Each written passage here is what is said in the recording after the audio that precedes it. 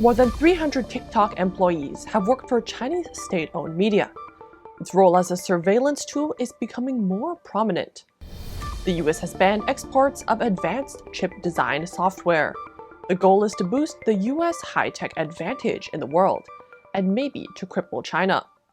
The Communist Party of China Bank abruptly cut interest rates. Analysts speculate it's because of China's financial crisis and property crash. 150,000 tourists are stranded in Hainan, China, after the island was locked down due to a COVID outbreak. Now they are gathering to protest the lockdown, the high hotel prices, and general hopelessness. The US aircraft carrier Reagan was photographed in the waters east of Taiwan. A Chinese think tank suspects it's either trying to avoid a hurricane or make a statement about China's military drills in the area. Finally, leading German fighter aircraft will participate in Indo-Pacific Military Exercises to counterbalance the Chinese Communist Party. This is the first time since World War II that Germany has sent fighter jets to the region. Let's get into it.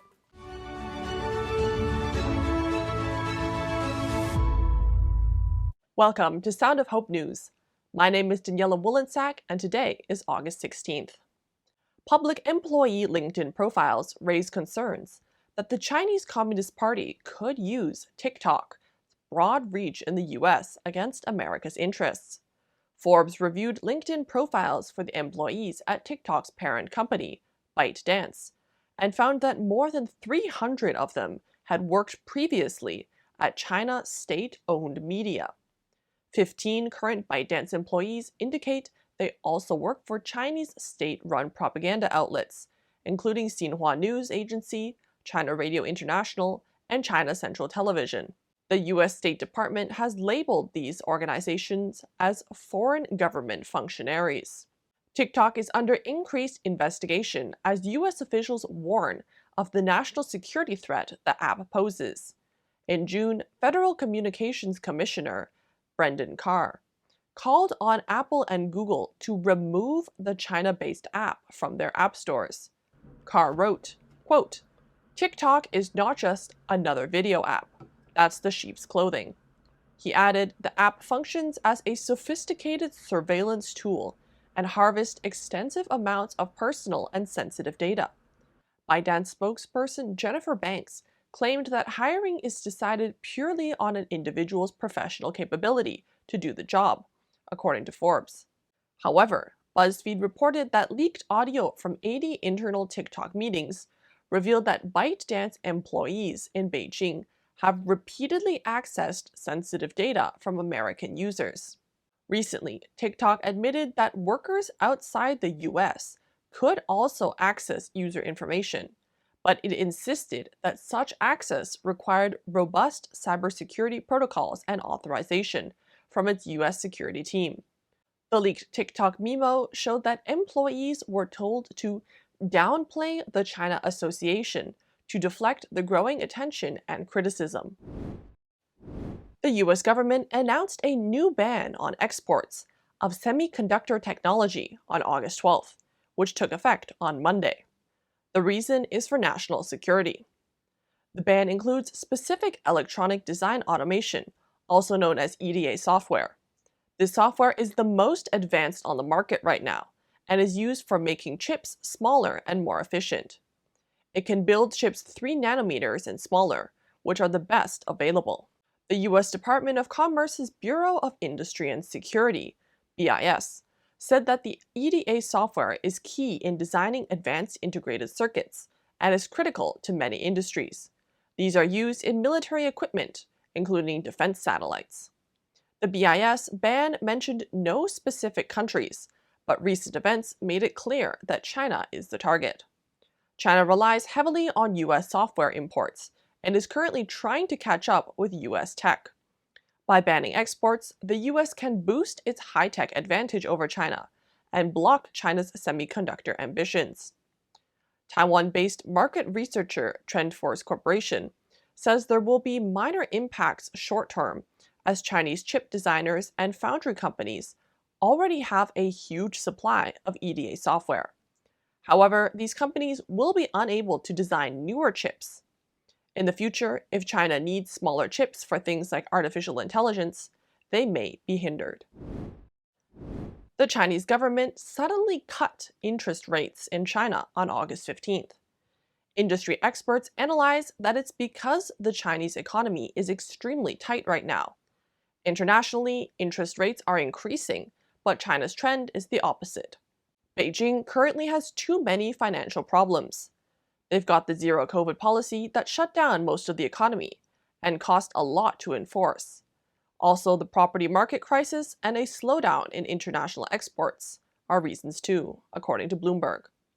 Few adjustments have been made with low efficiency. The cuts are forecasted to drop the growth in international markets Beijing's government was hoping for. Goldman Sachs and other institutions analyzed that one of the reasons behind China's central bank interest rate cut was because of poor national credit demand in July. The lack of demand was caused by supply cuts in the property market and a slowdown in economic activity. The Central Bank of the Communist Party of China released telling financial data. There was a serious recession in credit growth in July. New social financing decreased by over 300 billion yuan year on year, and the growth of renminbi loans was almost cut off. Medium and long-term loans to residents increased by nearly 150 billion yuan, less than the same period last year, which increased by nearly 400 billion yuan. This reflects the weak demand for housing. A special commentator for Sound of Hope, Zhang Yichang, said that the real estate risk has been underestimated in the Chinese market, and it is impossible to expect consumption recovery. In the first half of the year, more than half of the new real estate sales of the major real estate companies were used to pay off debts, instead of as normal sales. At present, it seems that the central bank's monetary policy has completely failed, and the financial and real economy have diverged. A large group of tourists gathered and demanded to go home outside the Berry Seaview Hotel in the city of Sanya, located in the province of Hainan, the southernmost part of China. The major complaints were harsh lockdowns with no end in sight, high hotel costs, and general hopelessness. Approximately 150,000 tourists are stranded on the island of Hainan, known as China's Hawaii, after the province suddenly closed popular tourist cities on August 6th in response to an outbreak of COVID. Other popular tourist destinations were also closed due to China's zero COVID policy, which Chinese President Xi Jinping is still adamant about. According to Hong Kong newspaper Mingpao, a British tourist posted that 11 staff members of a hotel in Sanya were infected with COVID, which caused the 10-day quarantine to reset for everyone staying at the hotel. This caused many tourists to protest the harsh lockdowns imposed on them, following which the police came and locked down the hotel. China's Vice Premier Sun Chunlan, the CCP's official in charge of pandemic control, rushed to Hainan on August 13th to oversee the lockdown. She ordered the construction of makeshift hospitals and organized testing so that the tracking of infected people could be completed within 8 hours. Reports say that Sun wanted to, quote, completely rid the infected people from open society. Sun also attempted to speed up the departure of tourists from Hainan. She demanded that provincial and city authorities accept the tourists returning to their hometowns. However, the Xinhua news agency reported that less than 9,000 stranded tourists have left Hainan in the past few days. The U.S. aircraft carrier Reagan has been seen heading south again and was in the waters east of Taiwan and southeast of Okinawa. Its position was tweeted in 4 photos on August 14th by a Chinese Communist Party think tank called the Strategic Situational Awareness Program of Peking University's Institute of Oceanography. On August 12th, the U.S. National Security Council's Indo-Pacific Policy Coordinator, Kurt Campbell, announced that the U.S. Army would send warships and aircraft across the Taiwan Strait in the coming weeks. The South China Sea Strategic Situational Awareness Program speculates that carrier Reagan may have changed its course to avoid Typhoon Mirai, which was approaching Japan.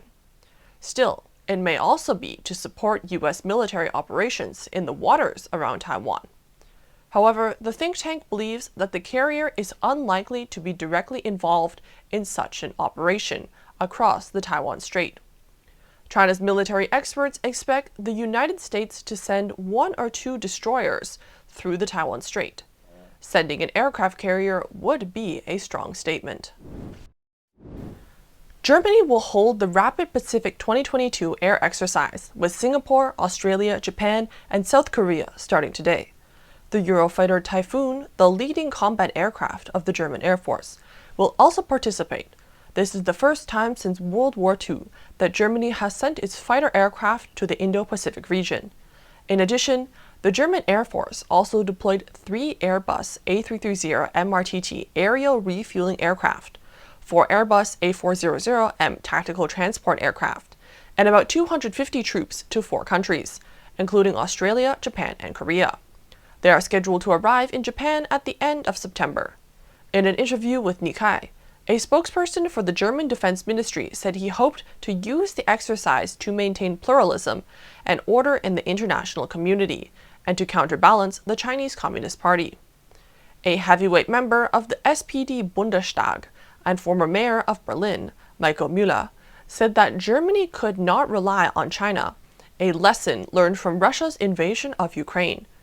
French Senator André Gattolin also noted that the immediate concern was Russia, but eventually the threat posed by China was much more significant. This view has gradually become the consensus in the European political arena. Europe again recognizes the importance of the Atlantic alliance between Europe and the United States, and that the West can no longer ignore the conflict between the West and China. Thank you so much for listening to Sound of Hope News. If you like what you saw, please remember to like, comment, and subscribe. See you tomorrow.